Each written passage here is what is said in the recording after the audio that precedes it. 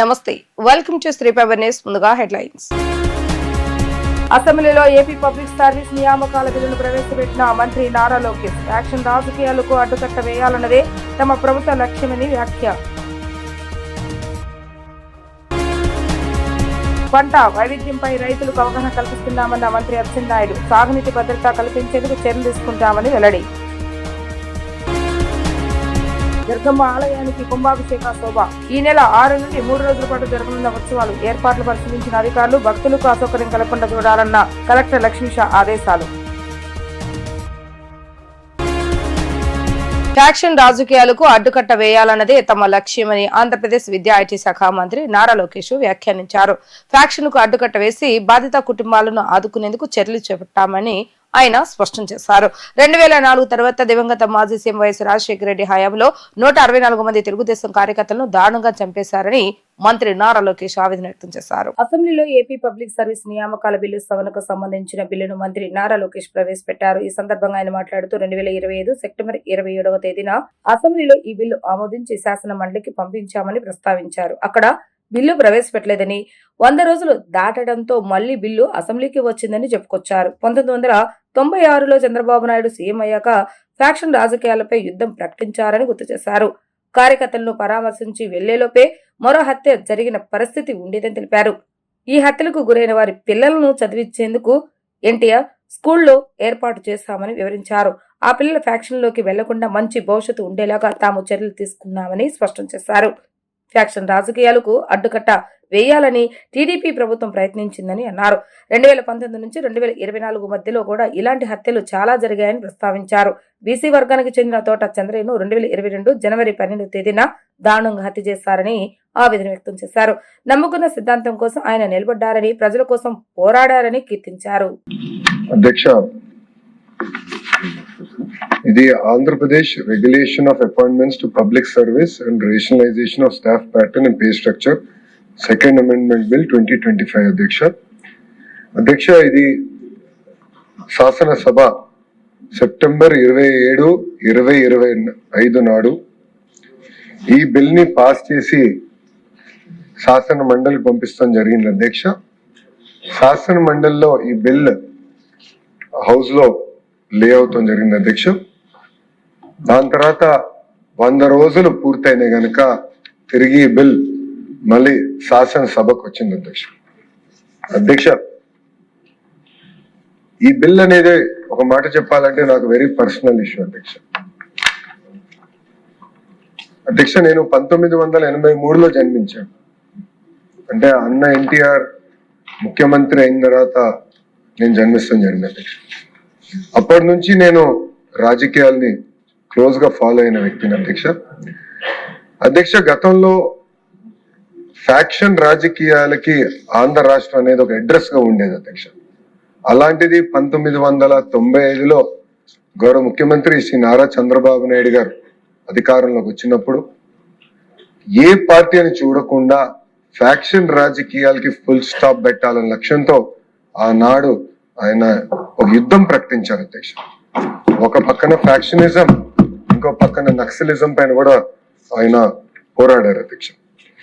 అధ్యక్ష, 2004 తర్వాత అధ్యక్ష, ఆనాటి ముఖ్యమంత్రి రాజశేఖర రెడ్డి గారు ఆయన అధికారంలోకి వచ్చిన మొదటి 2 సంవత్సరాల్లో సుమారుగా 164 మంది తెలుగుదేశం పార్టీ కార్యకర్తల్ని అతి దారుణంగా కిరాతకంగా చంపేస్తాం జరిగింది. అధ్యక్ష, పంట వైవిధ్యంపై రైతులకు అవగాహన కల్పిస్తున్నామని, భూసారం పెంచడానికి సూక్ష్మ పోషకాలు అందిస్తున్నామని మంత్రి అచ్చెన్నాయుడు తెలిపారు. ఆమోదించిన విత్తనాలను మాత్రమే సాగు చేసేలాగా చర్యలు తీసుకుంటామని, మార్కెట్ డిమాండ్ ఆధారంగా వరి రకాలు ప్రోత్సహిస్తామని చెప్పారు. ప్రాధాన్య రకాల విత్తనాలను రాయితీపై అందజేస్తామని వెల్లడించారు. సాగునీటి భద్రత కల్పించేందుకు చర్యలు తీసుకుంటామని అన్నారు. పంట మార్పిడి కోసం 15 లక్షల హెక్టార్లో హార్టికల్చర్ హబ్ ఏర్పాటు చేస్తామని తెలిపారు. ఏపీ శాసనసభలో ప్రశ్నోత్తరాల భాగంగా వరి రైతులకు నష్టాలు, సేంద్రియ సాగు, ప్రత్యామ్నాయ పంటలపై ఎమ్మెల్యేలు నడుకుర్తి ఈశ్వరయ్య, కామినేని శ్రీనివాసరావు అడిగిన ప్రశ్నలకు వ్యవసాయ శాఖ మంత్రి అచ్చెన్నాయుడు సమాధానమిచ్చారు.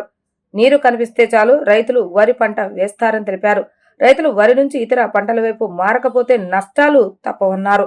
ప్రస్తుతం వరి ద్వారా ఎకరాకు 6,000 మాత్రమే ఆదాయం వస్తుందని, అదే సమయంలో కంది ద్వారా 26,000 రూపాయలు, మినుముల ద్వారా 21,000 రూపాయలు, జొన్న ద్వారా 16,000 రూపాయల ఆదాయం సాధించవచ్చని ఆయన వివరించారు. ప్రత్యేకంగా పామాయిల్ పంటపై దృష్టి సారించాలని సూచించారు. ప్రస్తుత పరిస్థితిలో పామాయిల్ సాగు చేస్తే ఎకరాకు 1,50,000 వరకు ఆదాయం వస్తుందని తెలిపారు. అందుకే పామాయిల్ పంట పండించే రైతులకు ప్రోత్సాహకాలు అందిస్తున్నామని మంత్రి అచ్చెన్నాయుడు చెప్పారు. కౌలు రైతులకు కూడా రుణాలు అందేలాగా చర్యలు తీసుకున్నామని, మొక్కజొన్న పంట కొనుగోలుకు ప్రభుత్వం చర్యలు తీసుకుంటుందని మంత్రి అచ్చెన్నాయుడు తెలిపారు. ఏ ప్రశ్నకు సమాధానం లేదండి. ప్రభుత్వం ఎంఎస్పి సేకరణ, వ్యవసాయ ఇన్పుట్లకు మద్దతు ఇచ్చే కార్యక్రమాలు మరియు సహజ వ్యవసాయంలో సహఖర్చు తగ్గింపు, సాంకేతికలను ప్రోత్సహించడం ద్వారా గిట్టుబాటు రాబడులు నిర్ధారిస్తుంది. ఈ ప్రశ్నకు సమాధానం ఈ పంట క్రాప్ బుకింగ్ 2025-26 ప్రకారం వరి సాగు చేస్తున్నటువంటి రైతులు మొత్తం సంఖ్య 38.97 లక్షలు.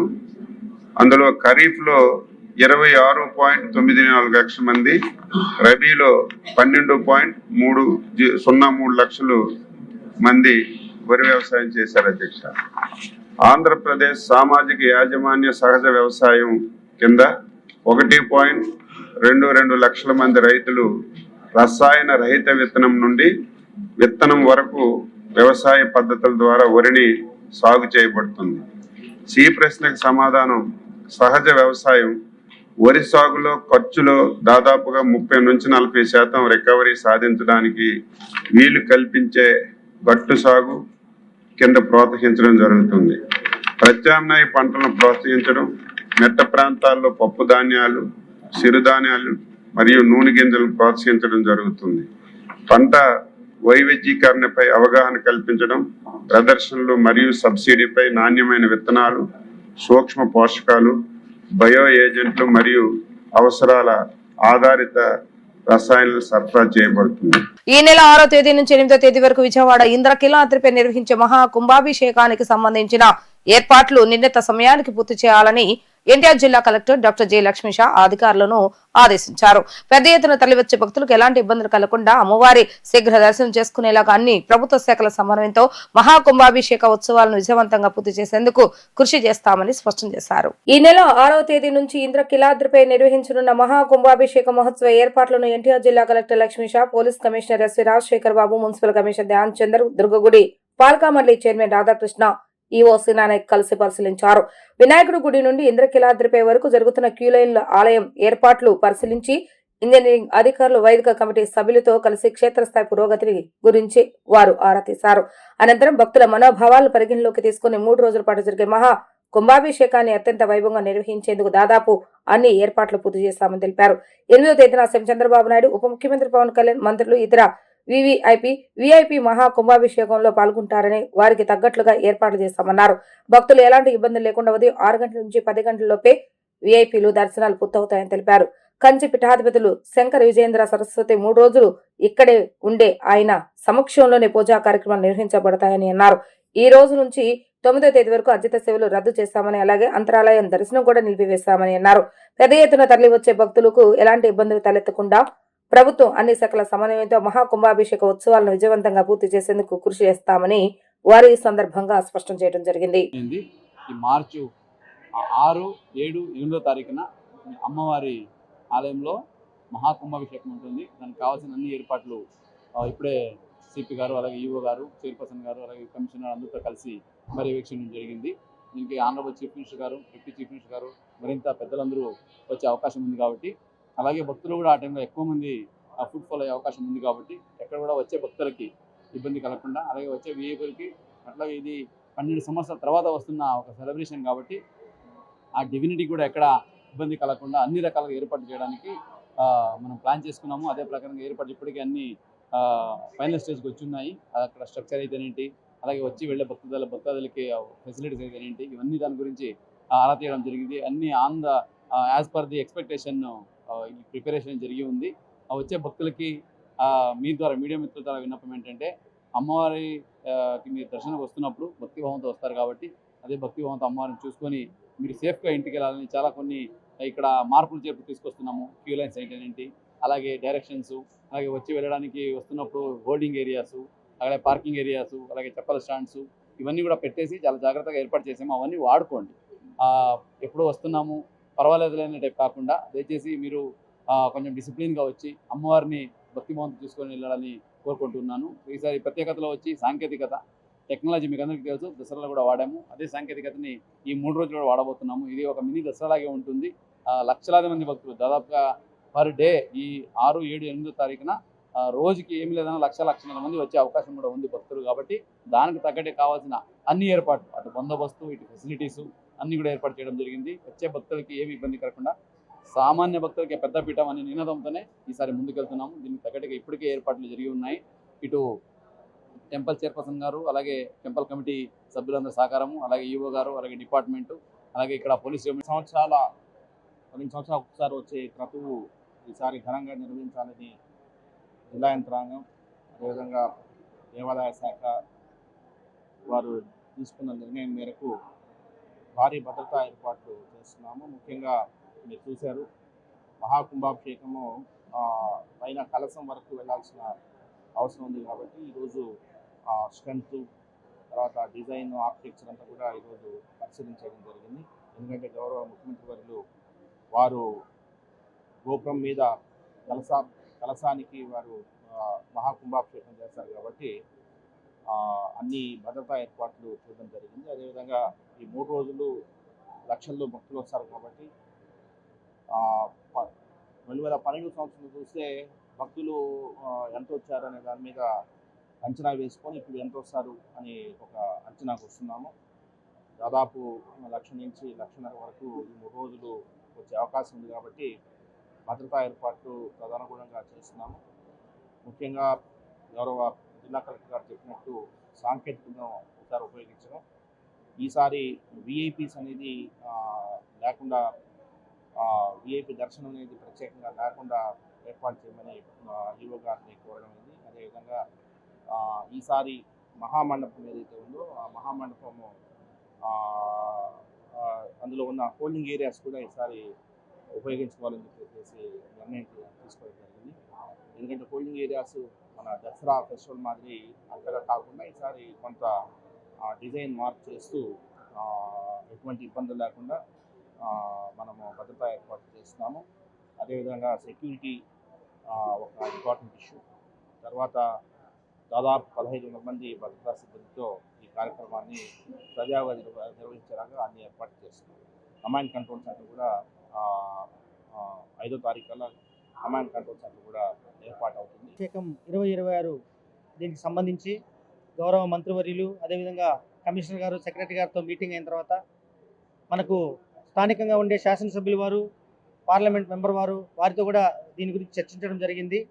వారు కూడా మొత్తం ఈ కుంభాభిషేకం అనేది ఒక ప్రత్యేకత కాబట్టి ప్రెస్టీజియస్గా తీసుకొని ఇంద్రకీలాద్రి అమ్మవారికి సంబంధించిన ఏ కార్యక్రమం కూడా దిగ్విజయం కావడానికి ముఖ్యంగా మనకు మూలస్తంభన గౌరవ జిల్లా కలెక్టర్ గారు, కమిషనర్ ఆఫ్ పోలీస్ గారు, అదేవిధంగా మా మున్సిపల్ కమిషనర్ గారు, మా ట్రస్ట్ బోర్డు చైర్మన్ మరియు వారి సభ్యులు అందరి సహకారంతో మరియు మీడియా మిత్రుల సహకారంతో ఏ కార్యక్రమం అయినా కూడా ఇక్కడ విజయవంతం అవ్వడానికి మనం అందరం కూడా కృషి చేయాలని చెప్పేసి ముందుగా మీ అందరికీ కూడా కోరుకుంటూ, ముఖ్యంగా ఈ 3 రోజులు 6, 7, 8, 6వ తారీఖు, 7వ తారీఖు పరిస్థితుల్ని బట్టి భక్తులందరికీ కూడా ఉచిత దర్శనాలు కల్పించాలని, ఆ రోజు ఉదయం ఒకసారి, ఈవినింగ్ ఒకసారి విఐపి దర్శనాలు కల్పించాలని, అదేవిధంగా ఇక్కడ వచ్చే భక్తాదులందరికీ కూడా మంచినీళ్ళు, మజ్జిగ ప్యాకెట్లు, బిస్కెట్స్ వారికి ఎక్కడక్కడ ఇబ్బంది లేకుండా షేడ్ ఏర్పాటు చేయడం కూడా జరుగుతుందని చెప్పేసి తెలియజేస్తున్నాము.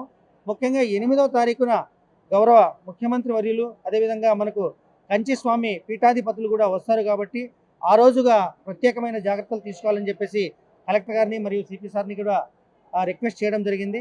ఎందుకంటే ముఖ్యమైన వివిఐపీలు అందరూ కూడా మనకు 8వ తారీఖు ఆదివారం కుంభాభిషేకం సందర్భంగా అందరూ కూడా ఆ రోజు 10 గంటల లోపు ఎక్కువ మంది వస్తారు. కాబట్టి ఆ రోజు భక్తులు కూడా ఇబ్బంది లేకుండా అంతరాలయ దర్శనం ఆ రోజు పూర్తిగా మనము బంద్ చేస్తాము.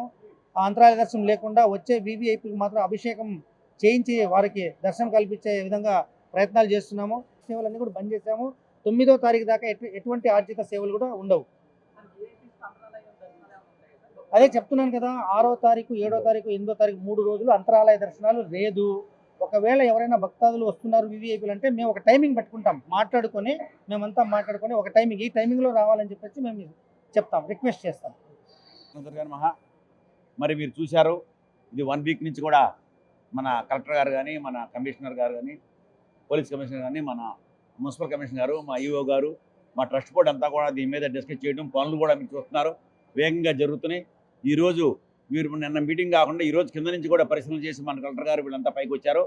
పైన కూడా ఇప్పుడు మన ఏదైతే మన టెంపుల్ దగ్గర రేపు మన అభిషేకం చేయబోతున్నామో అక్కడ కూడా వెరిఫై చేశారు. ఇప్పుడు ఎలా ఉంది పరిస్థితి ఏంటి, మరి సీఎం గారు వచ్చినప్పుడు అవన్నీ కూడా సిస్టమేటిక్ ఉండాలని వారంతా కూడా వెరిఫై చేశారు. 72 మెట్లు ఉన్నాయి పైకి, అది కూడా వెరిఫై చేశారు. ఇంకా కొన్ని సజెషన్లు ఇచ్చారు మన ఆఫీసర్లు, దాన్ని కూడా మేము వెరిఫై చేస్తాం. ఇంకా కూడా మీకు చూశారు పెయింట్లు ఇట్లా అన్నీ కూడా జరుగుతున్నాయి. ఆహ్లాదకరంగా నెంబర్ 1గా ఉండాలి అనే ఉద్దేశంతో ఇంకా మనకుంది ఈరోజు రేపు 2 రోజులే పనిచేస్తానికి. దాని మీద ఫుల్గా మేము వర్క్ చేస్తున్నాం. ఎటువంటి భక్తులకి ఏ ఇబ్బంది లేకుండా ఎంతమంది భక్తులు వచ్చినా 1,00,000 నుంచి 1,50,000 ఎస్టిమేట్ చేస్తున్నాం. దానికి అనుగుణంగా ఏర్పాట్లు చేయమని మన కలెక్టర్ గారు ఆర్డర్ చెప్పారు. వాటర్ కానీ, బిస్కెట్స్ కానీ, పాలు కానీ, మజ్జిగ కానీ కూడా చిన్నపిల్లలు వచ్చినా కూడా చాలా జాగ్రత్తగా మీరు లోగడ జరిగిన మన దసరా ఉత్సవాల్లో, భవానీ ఉత్సవాల్లో మళ్ళీ కేర్ తీసుకుంటాం. అందరితో అన్ని వర్గాల సిబ్బందితో, మా దేవాలయ సిబ్బందితో పాటు, మన ఆఫీసర్లతో పాటు పోలీస్ సిబ్బంది, రెవెన్యూ అందరిని కలుపుకొని గ్రాండ్ సక్సెస్ చేద్దాం. మీరు కూడా కోఆపరేట్ చేయాలి డెఫినెట్గా. ఈవో గారు చెప్పారు పూజలు అనేది ఈ రోజు కాడి నుంచి ఆపాం, ఎందుకంటే బిజీగా ఉందో టెంపుల్ అంతా కూడా, మరి సిబ్బంది అంతా కూడా బిజీగా ఉంటారని. అలాగే దర్శనాలు అనేది కూడా ఆ పరిస్థితిని బట్టి వివిఐపీస్కి అనేది ఆ వచ్చిన పరిస్థితులను బట్టి ఆ 2 రోజులు ఉంటాయి. ఆ 3వ రోజు మాత్రం ఆ ఉదయం నుంచి 12 దాకా అంతరాలయం ఉండదు, ఎందుకంటే పైన కార్యక్రమం జరుగుతూ ఉంటుంది. జరిగేటప్పుడు కింద ఏమి అలౌ చేయకూడదు లోనికి. ఆ నిమిత్తం మనం స్వామీజీ వస్తున్నారు, మనకి 3 రోజులు ఉంటానని చెప్పారు ఆయన. కంచి స్వామీజీ, కంచి పీఠాధీశ సరస్వతి స్వామి, మరి ఆయన ఆధ్వర్యంలో ఆయన యొక్క దీనిలో అంతా కూడా జరుగుతుంది. రెవెన్యూ శాఖలో పెండింగ్ కేసుల పరిష్కారానికి ప్రత్యేక చర్యలు తీసుకుంటున్నట్లుగా రాష్ట్ర రెవెన్యూ, రిజిస్ట్రేషన్ మరియు స్టాంప్స్ శాఖ మంత్రి అనగాని సత్యప్రసాద్ యాదవ్ అసెంబ్లీలో తెలిపారు. ప్రతి జిల్లాలో హైకోర్టు కేసుల పరిష్కారం కోసం లెజనింగ్ ఆఫీసర్ నియమించినట్లుగా వెల్లడించారు. రెవెన్యూ శాఖలో పెండింగ్ కేసులపై అసెంబ్లీలో సభ్యులు అడిగిన ప్రశ్నకు రాష్ట్ర రెవెన్యూ, రిజిస్ట్రేషన్ మరియు స్టాంప్స్ శాఖ మంత్రి అనగాని సత్యప్రసాద్ సమాధానం ఇచ్చారు. ఇప్పటికీ రాష్ట్రంలో పెండింగ్ లో 32,970 రెవెన్యూ కేసులు ఉన్నాయని తెలిపారు. 2016 నుంచి 2020 వరకు 17,291 ఉండగా 2021 నుండి 2025 వరకు 12,434 పెండింగ్ కేసులు ఉన్నాయని వెల్లడించారు. ప్రతి జిల్లాలో హైకోర్టు కేసుల పరిష్కారం కోసం లైజనింగ్ ఆఫీసర్ నియమించినట్లుగా వెల్లడించారు. జిల్లా స్థాయిలో కలెక్టర్ నాయకత్వంలో లీగల్ సెల్ ఏర్పాటు చేశామన్నారు. లైజనింగ్ అధికారులు కుమ్మక్కైతే కఠిన చర్యలు తీసుకుంటామని స్పష్టం చేశారు. భూ వివాదాలు తప్పు చేసిన కొందరు అధికారులపై ఇప్పటికే చర్యలు కూటమి ప్రభుత్వం చర్యల కారణంగా పెండింగ్ కేసుల సంఖ్య తగ్గించగలిగామని చెప్పారు. సభ్యులు సుందర విజయ్ కుమార్ అడిగిన ప్రశ్న అధ్యక్ష, ఏ ప్రశ్నకు అధ్యక్ష? 10/2/2026 తేదీ నాటికి 32,970 కేసులు పెండింగ్ లో ఉన్నాయి అధ్యక్ష. బి ప్రశ్నకు అధ్యక్ష, 2005 వరకు 4 కేసులు పెండింగ్ లో ఉన్నాయి అధ్యక్ష. సుమారు 10,065 రోజులు, అంటే 27 సంవత్సరాల 7 నెలలు అధ్యక్ష. దాంట్లో బి ప్రశ్నకు అధ్యక్ష, 2006 నుండి 2010 వరకు అధ్యక్ష 204 కేసులు అధ్యక్ష. 2011 నుంచి 2015 వరకు అధ్యక్ష 1809 కేసులు అధ్యక్ష. 2016 నుండి 2020 వరకు అధ్యక్ష 17,291 కేసులు అధ్యక్ష. 2021 నుంచి 2025 వరకు అధ్యక్ష 12,434 కేసులు అధ్యక్ష. 2026 నేటి దాకా అధ్యక్ష కేవలం 1,228 కేసులు అధ్యక్ష. అనుబంధం జత చేయడం అధ్యక్ష. అధ్యక్ష సి ప్రశ్న అధ్యక్ష, ప్రతి జిల్లాకు ఒక అనుసంధాన అధికారి, లైజన్ ఆఫీసర్ ప్రభుత్వం నియమించింది అధ్యక్ష. వారు గౌరవ హైకోర్టులో ప్రభుత్వ న్యాయవాదులకు మరియు జిల్లా పరిపాలనతో పాటు అనుసంధానం చేస్తూ ఉంటారు అధ్యక్ష. మరియు డబ్ల్యూపీఓ రాతపూర్వకంగా సూచనలు మరియు ప్రతివాద అఫిడవిట్ల నిర్ణీత సమయం దాఖలు చేయడానికి కూడా వాళ్ళు గైడెన్స్ ఇస్తారు అధ్యక్ష. అలాగే అధ్యక్ష, గౌరవ ఉన్నత న్యాయస్థానంలో పెండింగ్ లో ఉన్న కేసులన్నీ కూడా పర్యవేక్షించడానికి ప్రతి కలెక్టరేట్ లో కూడా ఒక లీగల్ సెల్ కూడా ఏర్పాటు చేయడం జరిగింది అధ్యక్ష.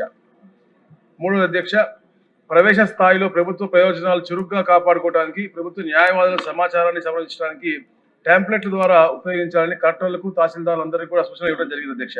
అలాగే అధ్యక్ష, కోర్టు కేసులను ఎలా నిర్వహించాలి, మరి కౌంటర్ ఎఫిడవిట్ రూపొందించడం కోసం, అప్పీళ్లు, రివిజన్ల, పిటిషన్ల కోసం అధ్యక్ష స్పీకింగ్ ఆర్డర్లు ఇచ్చే విధంగా డిప్యూటీ తహసీల్దార్లకి అలాగే తహసీల్దార్లకు వర్క్ షాప్ కూడా ఇవ్వడం జరిగింది అధ్యక్ష.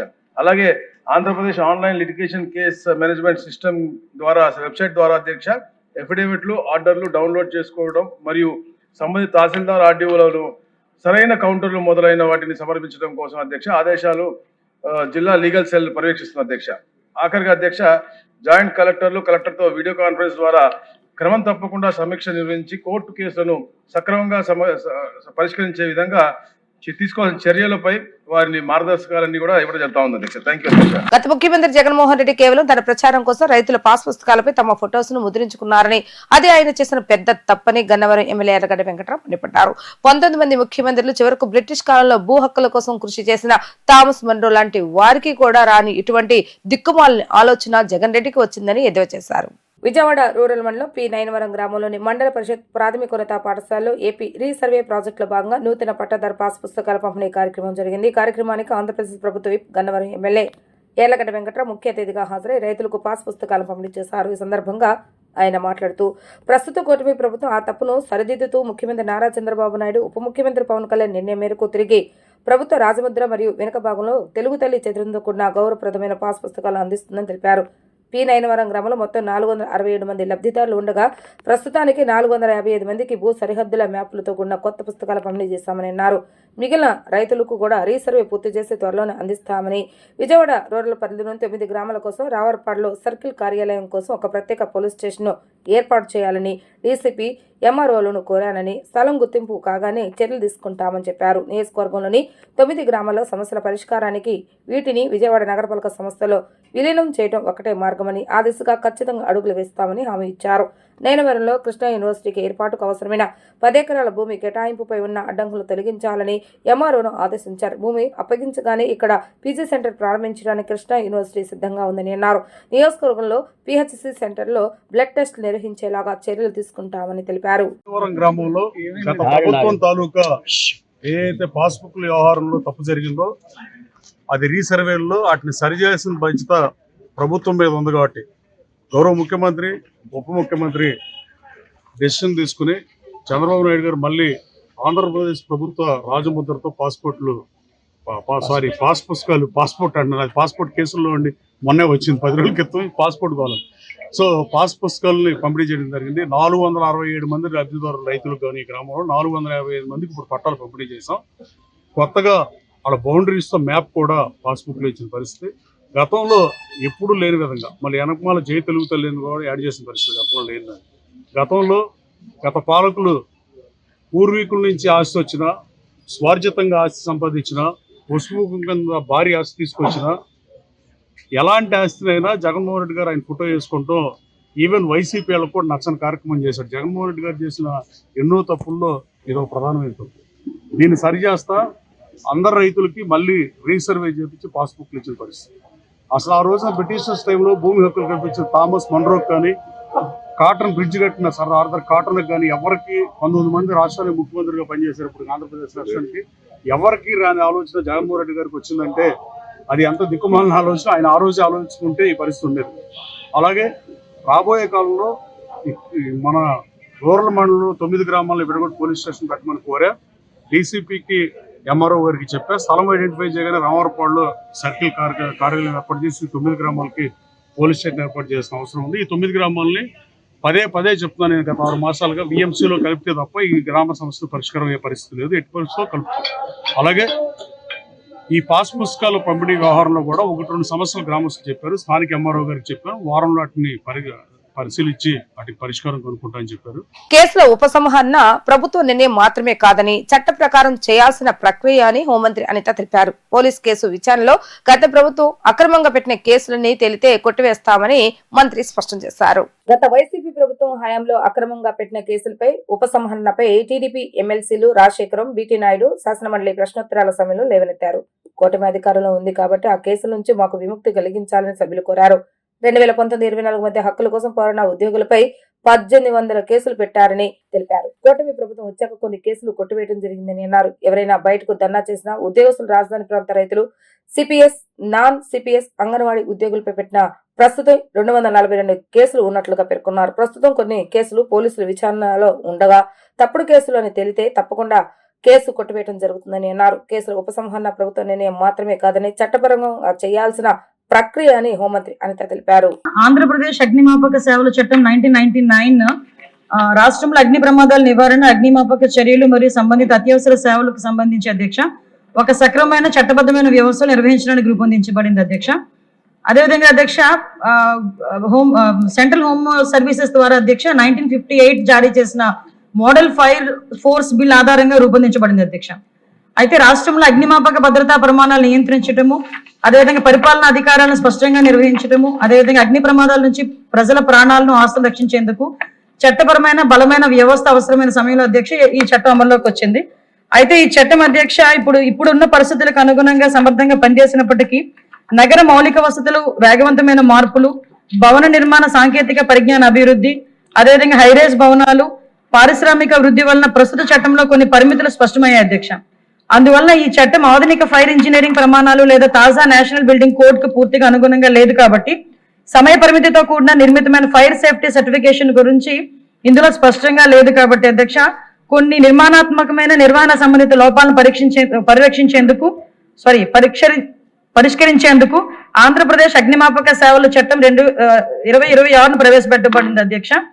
ఈ సవరణ ద్వారా అనుసరణ నిబంధనలు, తాజా భవన నిర్మాణాలు మరియు జాతీయ ప్రమాణాలకు అనుగుణంగా సవరించబడ్డాయి అధ్యక్ష.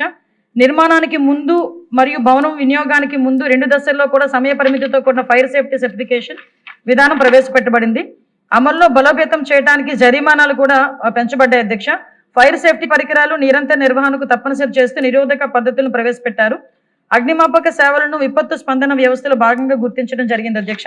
రాష్ట్రంలో 38,000 చెరువుల కింద 25.60 లక్షల ఎకరాల సాగులో ఉన్నాయని జలవనరుల శాఖ మంత్రి నిమ్మల రామానాయుడు తెలిపారు. గత 5 ఏళ్ల వైసీపీ పాలనలో చెరువులు ఓఆర్ఎం కోసం నిధులు కేటాయించలేదని విమర్శించారు. సాగునీటి ప్రాజెక్టులు నీటి వినియోగంపై అసెంబ్లీలో ఎమ్మెల్యేలు అడిగిన ప్రశ్నకు జలవనరుల శాఖ మంత్రి నిమ్మల రామానాయుడు సమాధానమిచ్చారు. రాష్ట్రంలో 38,000 చెరువుల కింద 25.60 లక్షల ఎకరాలు సాగులో ఉన్నాయని తెలిపారు. జైకా ప్రపంచ బ్యాంక్ నిధులతో చేపట్టిన ప్రాజెక్టులకు రాష్ట్ర ప్రభుత్వం వాటాగా ఇవ్వవలసిన 40% నిధులు ఇవ్వలేదు. ఇచ్చిన నిధులకు యుటిలిటీ సర్టిఫికెట్ సబ్మిట్ చేయలేదు అన్నారు. గత 5 ఏళ్లు వైసీపీ పాలనలో చెరువులు ఓఎన్ఎం కోసం నిధులు కేటాయించలేదని విమర్శించారు. వైసీపీ ప్రభుత్వం నిర్లక్ష్యంతో గ్యాప్ ఆయకట్ చాలా పెరిగిందన్నారు. గ్యాప్ ఆయకట్ తగ్గించడానికి కూటమి ప్రభుత్వం ఓఎన్ఎం నిధులు కేటాయించి సాగునీరు అందేలాగా చర్యలు తీసుకుంటున్నట్లుగా తెలిపారు. చెరువులో నీటి సామర్థ్యం పెంచడానికి క్యూబిక్ మీటర్ మట్టిని ₹1 రైతులకు తీసుకునేలాగా జీవో ఇచ్చామని అన్నారు. మీడియం మైనర్ ఇరిగేషన్ కింద ఉన్న చెరువుల కింద ఉన్న ఆయకట్టు గ్యాప్ ను తగ్గించి ఆయకట్టు విస్తీర్ణాన్ని పెంచేలాగా చర్యలు తీసుకుంటున్నట్లుగా మంత్రి నిమ్మల రామానాయుడు స్పష్టం చేశారు. ఆంధ్రప్రదేశ్ రాష్ట్రంలో 38,862 చెరువులు దగ్గర 25.60 లక్షల ఎకరాల ఆయకట్టు ఆంధ్రప్రదేశ్ రాష్ట్రంలో నమోదైనటువంటి పరిస్థితి అధ్యక్ష. వర్షపాతం ఆధారంగా అంటే అత్యల్ప వర్షపాతం ఉన్నటువంటి సంవత్సరంలో 6.81 లక్షల ఎకరాలకు, వర్షపాతం అత్యధికంగా ఉన్నటువంటి సంవత్సరాల్లో 15.34 లక్షల ఎకరాలకు ఆయకట్టుకు సాగు అవుతున్నటువంటి పరిస్థితి అధ్యక్ష ఈ చెరువుల కింద. అయితే 2019-2024 5 సంవత్సరాల ఆ రోజు ఉన్నటువంటి మరి ప్రభుత్వంలో ఈ యొక్క నిర్వహణకు సంబంధించినటువంటి పనుల నిమిత్తం ఏ విధమైనటువంటి నిధులు 5 సంవత్సరాల్లో కేటాయింపులు చేయకపోవడం, ఏ విధమైనటువంటి ఓఎండ్ఎం వర్క్స్ ని చేపట్టలేనటువంటి స్థితిలో ఆ రోజు ఈ యొక్క గ్యాప్ ఆయకట్టు పెరగడానికి ఒక కారణం అధ్యక్ష. రెండవది ఆ రోజు జైకా, వరల్డ్ బ్యాంక్ వంటి ఎక్స్టర్నల్ ఎయిడెడ్ ప్రాజెక్ట్స్ కూడా స్టేట్ గవర్నమెంట్ సంబంధించి తమ వాటా ఆ 40% వాటాను కూడా రాష్ట్ర ప్రభుత్వం చెల్లించకపోవడం, అదేవిధంగా చెల్లించినటువంటి పనులు చేసినటువంటి యుటిలిటీ సర్టిఫికేట్లు సబ్మిట్ చేయకపోవడం, ఇటువంటి కారణాల వల్ల కూడా గ్యాప్ ఆయకట్టు పెరిగినటువంటి పరిస్థితి అధ్యక్ష. అటువంటి స్థితిలో ఈ రోజు కూటమి ప్రభుత్వం అధికారంలోకి వచ్చిన తర్వాత గౌరవ సభ్యులు అడిగినట్లుగా 2024-2025లో ఈ యొక్క మైనర్ ట్యాంక్స్ నిమిత్తం SDMF 13.3 కోట్లు 223 అత్యవసర పనుల్ని స్లూయిజ్ ఎంబాంక్మెంట్ మరమ్మతుల పనులు చేపట్టడం జరిగింది అధ్యక్ష. అదేవిధంగా 2025-2026లో ఓఎండ్ఎం నిమిత్తం 55.21 కోట్లు 1131 పనులు చేపట్టడం జరిగింది అధ్యక్ష. వీటికి అదనంగా అంటే ఏదైతే SDMF అదేవిధంగా ఓఎండ్ఎం అదనంగా SDS, TSP, SCSP కింద కూడా మరి యొక్క అవసరాలను బట్టి చెరువుల పునరుద్ధరణకు మరమ్మతులకు కూడా కేటాయింపులు చేశాం. అమరావతి ఔటర్ రింగ్ రోడ్ భూ సేకరణపై శాసన మండలిలో జరిగిన చర్చలో R&B శాఖ మంత్రి బీసీ జనార్దన్ రెడ్డి కీలక వివరణ ఇచ్చారు. ఎన్టీఆర్ జిల్లాలోని కంచచర్ల, వేర్లపాడు, గడ్డమనుగు, కొండూరు, మైలవరం మండలాల్లో సుమారు 1416 హెక్టార్ల భూమిని సేకరించాలని ప్రతిపాదించామని అన్నారు. 3D నోటిఫికేషన్ వచ్చిన తర్వాత సభ్యులు ఇచ్చే సూచనలు తప్పకుండా పరిగణలోకి తీసుకుంటామని మంత్రి ఈ సందర్భంగా హామీ ఇచ్చారు. అమరావతి ఔటర్ రింగ్ రోడ్ భూసేకరణపై శాసనమండలిలో జరిగిన చర్చలో R&B శాఖ మంత్రి బీసీ జనార్దన్ రెడ్డి కీలక వివరణ ఇచ్చారు. ఎమ్మెల్సీ డాక్టర్ మొండితోక అన్నుకుమార్ అడిగిన ప్రశ్నకు మంత్రి సమాధానమిస్తూ ఈ ప్రాజెక్టు నిర్మాణం మరియు నిర్వహణ కోసం ఎన్టీఆర్ జిల్లాలో భూసేకరణ చేపట్టేందుకు కేంద్ర ప్రభుత్వం ఏడాది జనవరి 5వ తేదీన గెజెట్ నోటిఫికేషన్ విడుదల చేసినట్లుగా తెలిపారు. గెజెట్ ప్రకారం ఎన్టీఆర్ జిల్లాలోని కంచకచెర్ల, వేరపాడు, గడ్డమనుగు, కొండూరు, మైలవరం మండలాలు సుమారు 1416 హెక్టార్ల భూమిని సేకరించాలని ప్రతిపాదించామన్నారు. 2013 భూసేకరణ చట్టం నిబంధనల మేరకు జిల్లా జాయింట్ కలెక్టర్ నియమించిన ధర ప్రకారం రైతులకు నష్టపరిహారం చెల్లిస్తామని మంత్రి స్పష్టం చేశారు. జాతీయ రహదారుల నిబంధనల ప్రకారం తొలుత 3D ప్రకటన వెలువడవలసి ఉందని, అది పూర్తయిన తర్వాతే సేకరించవలసిన ఖచ్చితమైన భూ విస్తీర్ణంపై స్పష్టత వస్తుందని పేర్కొన్నారు. ప్రస్తుతం ఈ ప్రక్రియ కొనసాగుతుందని, 3D నోటిఫికేషన్ వచ్చిన తర్వాత సభ్యులు ఇచ్చే సూచనలు తప్పకుండా పరిగణలోకి తీసుకుంటామని మంత్రి ఈ సందర్భంగా హామీ ఇచ్చారు. అమరావతి రాజధాని నగర్ ఔటర్ రింగ్ రోడ్డు నిర్మాణము, యాజమాన్యము మరియు నిర్వహణ కార్యకలాపాల కోసము ఎన్టీఆర్ జిల్లాలో భూములను సేకరించాలనే కేంద్ర ప్రభుత్వ ఉద్దేశాన్ని ప్రకటిస్తూ 1956 జాతీయ రహదారుల చట్టంలోని 3A విభాగం కింద 5/1/2026 తేదీన Bharat gazette number 47 SO 48E ప్రకటన ప్రచురించడమైనది. బి ప్రశ్నకు సమాధానం 5/1/26 తేదీ గల 3A ప్రకటన ప్రకారం ఎన్టీఆర్ జిల్లాలో కంచికల్లచెర్ల, వీరులపాడు, గడ్డమానుగు, కొండూరు మరియు మైలవరం మండలాల్లో సుమారు 1416 హెక్టార్ల భూమిని ఈ ప్రాజెక్టు కోసం ప్రతిపాదించడం జరిగింది. అయితే సేకరించనున్న భూమి యొక్క ఖచ్చితమైన విస్తీర్ణము తదుపరి 3D ప్రకటన ప్రకారం ఉంటుంది. సి ప్రశ్నకు సమాధానం 2013 భూసేకరణ పరిహారము మరియు పునరావాసానికి పారదర్శకమైన మరియు న్యాయమైన పరిహార హక్కు చట్ట ప్రకారము సమర్థ అధికార యంత్రాంగము భూసేకరణ మరియు ఎన్టీఆర్ జిల్లా జాయింట్ కలెక్టర్ ద్వారా నిర్ణయించిన విధంగా చెల్లింపులు అవుతుంది. ఈ ప్రశ్నకు సమాధానం ఈ ప్రశ్న ఉత్పన్నం కాదు. అధ్యక్ష, ఏదైనా కానీ కూడా నేషనల్ హైవేల రోడ్లు తీసుకునేటప్పుడు ఫస్ట్ 3D చేస్తారు అధ్యక్ష. 3D ఇంకా కంప్లీట్ కాలేదు కాబట్టి ఎక్కడ ఏ రైతులో పోతుంది, ఎంత రైతులు అనేది కూడా కంప్లీట్గా 3D జరిగిన తర్వాతనే అవన్నీ కూడా మా దృష్టికి వస్తాయి. 3D ఇంకా జరుగుతూ ఉంది, 3D కంప్లీట్ కాలేదు. 3D వచ్చిన తర్వాత వారి ఏదైనా సూచన ఉంటే వాటిని కూడా మేము గవర్నమెంట్ కు ప్రభుత్వానికి తెలియజేస్తామని తెలియజేస్తున్నాం. వార్తలు ముగించే ముందు హెడ్లైన్స్ మరొకసారి. అసెంబ్లీలో ఏపీ పబ్లిక్ సర్వీస్ నియామకాల బిల్లును ప్రవేశపెట్టిన మంత్రి నారా లోకేష్. యాక్షన్ రాజకీయాలకు అడ్డుకట్ట వేయాలన్నదే తమ ప్రభుత్వ లక్ష్యమని వ్యాఖ్య. పంట వైవిధ్యంపై రైతులకు అవగాహన కల్పిస్తున్నామన్న మంత్రి అచ్చెన్నాయుడు. సాగునీటి భద్రత కల్పించేందుకు చర్యలు తీసుకుంటామని వెల్లడి. దుర్గమ్మ ఆలయానికి కుంభాభిషేక శోభ.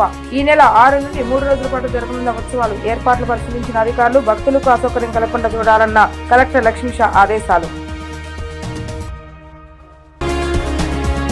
ఇవి ఈ రోజు వార్తా విశేషాలు. మరలా తిరిగి ప్రసారమయ్యే వార్తల్లో మళ్ళీ కలుద్దాం. అంతవరకు సెలవు, నమస్కారం.